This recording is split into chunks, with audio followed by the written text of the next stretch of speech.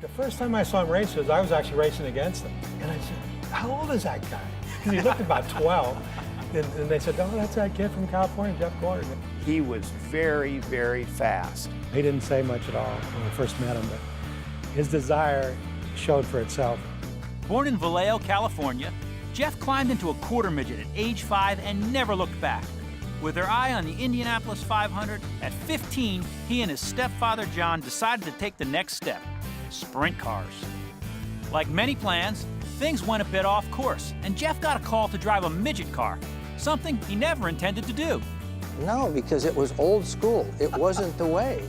We didn't see anybody coming to Indianapolis through a midget. The first race of the 1989 USAC Midget season was at Louisville Motor Speedway. John and Jeff came down and we got to meet him and everything, and Rollie's driver actually crashed his car. I had to talk Rollie to hiring Jeff because he had never really heard of him much, and I'd got to know John and Jeff and then going to the races with them, got to watch him race, and he was really good. And so I mentioned to Jeff, I said, well, Jeff, how many times have you raced on a paved track? And he said, I think I ran a go-kart once on a paved track.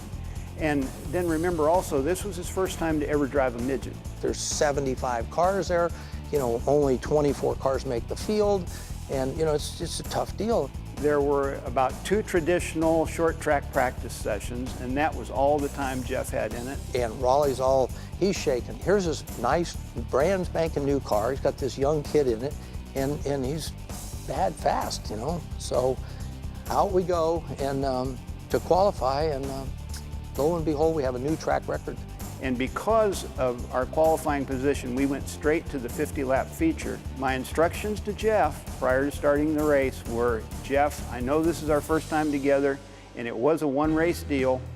Let's just do our best, and what's really important is that you go out and you get 50 good laps in, and we finish the race. Jeff Gordon, a high school graduate of 2 months ago, is third. I was working on a car, and John tapped me on the shoulder, and he goes, hey, Bob, did that 32 car, didn't it win the night for the 500 last year? And I go, yeah, why? He goes, well, Jeff just passed him on the outside.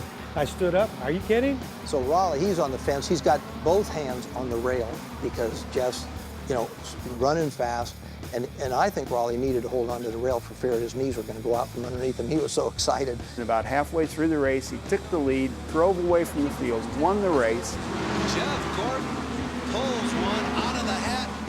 I don't know who the most surprised people were there that night. I don't know whether it was all the crowd.